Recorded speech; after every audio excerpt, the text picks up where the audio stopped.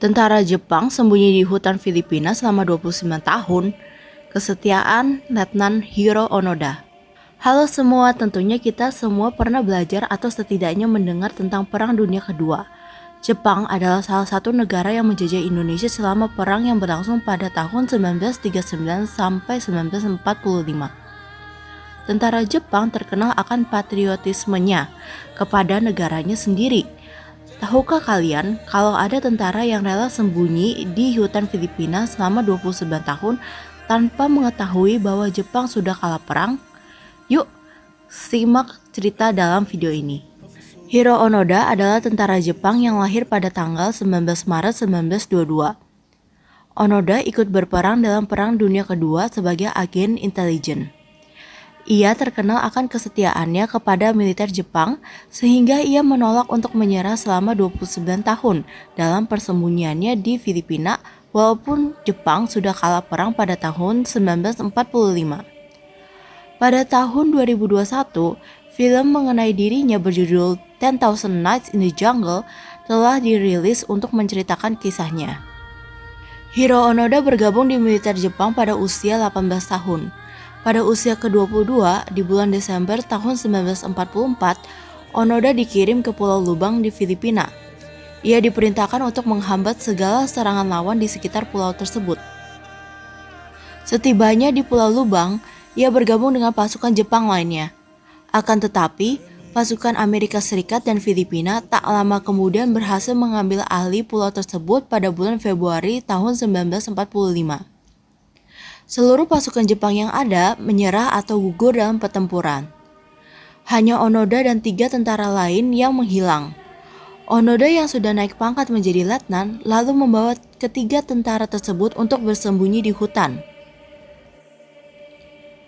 Selama bertahan hidup di hutan, Letnan Onoda dan ketiga tentaranya pernah menemukan selebaran pada tahun 1945 bahwa Jepang sudah kalah. Mereka diminta untuk menyerahkan diri, namun mereka mengira bahwa selebaran tersebut hanyalah taktik lawan untuk menipu mereka.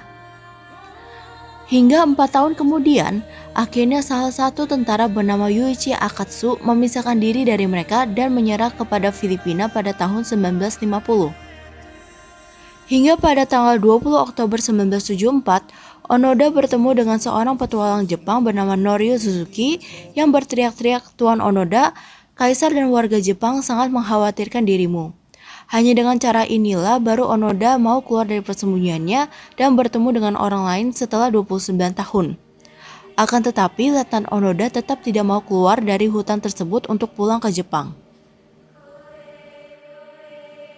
Selama bertahun-tahun lamanya, Onoda dan 2 tentara lainnya yaitu Soichi Shimada dan Kinshichi Kozuka tetap bersembunyi di hutan dan sering terlibat dalam konflik dengan warga setempat dan aparat keamanan. Mereka pernah membunuh warga terutama petani, serta mencuri dan membakar tanaman warga. Berbagai upaya digunakan untuk menarik mereka dari hutan, mulai dari menyebarkan foto-foto surat dan keluarga pribadi mereka. Namun mereka tetap menganggapnya sebagai tipuan.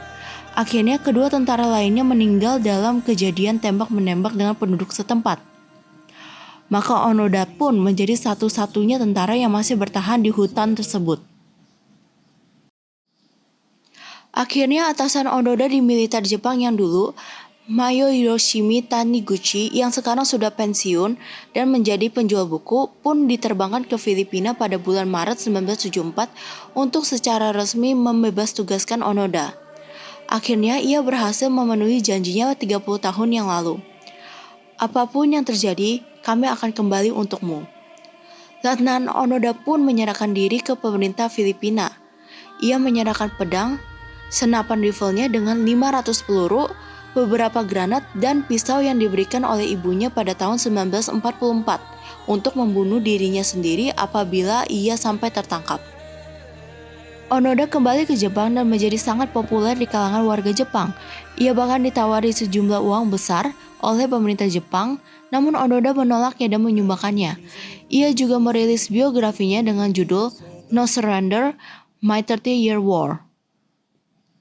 Pada bulan April 1975, ia mengikuti jejak kakaknya untuk pindah ke Brazil dan memelihara ternak. Ia menikah pada tahun 1976 dan memimpin komunitas Jepang di Brazil.